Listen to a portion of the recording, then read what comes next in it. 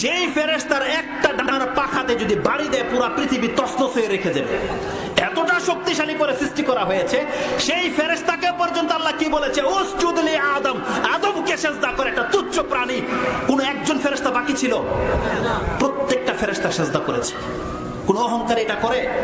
তার মানে আল্লাহ সুবহানাহু ওয়া তাআলার কাছে সেই জিবরাইল পর্যন্ত অহংকার করে না। কাকে সিজদা করতে বলা হয়েছে? বর্তমান যুগের 3.5 হাত মাটি। আদম আলাইহিস সালাম 60 হাত ছিল, তাহলে 60 হাতের একটা মানুষকে জিবরাইল আলাইহিস সালামের মতো ফেরেশতা পর্যন্ত সমস্ত ফেরেশতা সেই দিন সিজদা করেছিল। কার আদেশে?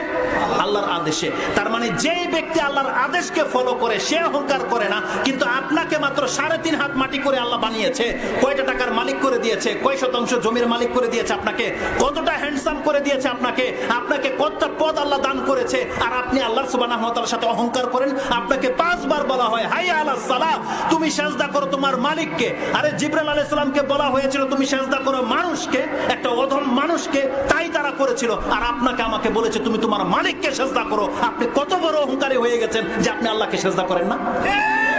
বলেন। তার মানে এটাকে বলা হয় অহংকার। আল্লাহ এই জন্য অহংকার শব্দটা ব্যবহার করেছে, ওয়ালা ইস্তাকবিরুনা আন ইবাদাতি। তারা আল্লাহর ইবাদতের ক্ষেত্রে অহংকার প্রদর্শন করে না বান্দা, কিন্তু তুমি 3.5 হাত মাটি হয়ে তুমি আল্লাহর সামনে অহংকার করো। আপনি শুধু পয়সাওয়ালাকে অহংকার ভাবেন, আপনারা প্রত্যেকটা অহংকারী আমরা যারা আল্লাহ সুবহানাহু ওয়া তাআলার ইবাদত করি না। আপনি কোন সাহসে আপনি দাঁড়িয়ে ফেলে দিতে পারেন বলেন? এটা তো অহংকার নয় তো কি? যে দেখে নেব আল্লাহ আমাকে কি করে, এটাই তো তার জবাব নয়। আপনি কেন পর্দা করেন না?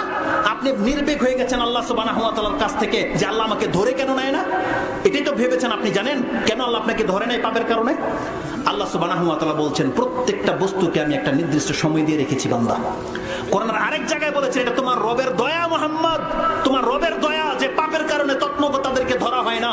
আপনি পড়ুন সূরা কাহফের 57-58 নম্বর আয়াতটি, 18 নম্বর সূরার 18 নম্বর আয়াতটি আপনি পড়েন। সেখানে আল্লাহ বলছেন রাহমাতুম মির রাব্বিক, এটা তোমার রবের দয়া স্বরূপ তাকে ধরা হয় না। সূরা নাহল 16 নম্বর সূরার 61 নম্বর আয়াতে বলেন, আল্লাহ বলছেন ওয়ালাউ ইউআখিযুল্লাহু আন-নাসা বিযুলমিহিম মা তারাকা আলাইহা মিন দাব্বাহ ওয়ালাকিন ইউআখিরুহুম ইলা আজালিন মুসাম্মা ইযা জাআ আজালুহুম লা ইস্তাখিরুনা সাআতান ওয়া লা ইস্তাকদিমুন। আল্লাহ বলছেন কোন ব্যক্তির পাপের জন্য যদি আমি এক এক করে ধরে নিতাম তাহলে এই পৃথিবীতে একটা কীটপতঙ্গ পর্যন্ত বেঁচে থাকতে পারতো না, তাই আমি তাদেরকে ধরি না। আল্লাহ বলছেন প্রত্যেক একটা নির্দিষ্ট সময় পর্যন্ত সময় দেওয়া হয়েছে, যার কারণে আপনি পাপ করেও বসে আছেন, আল্লাহ আপনাকে ধরছে না।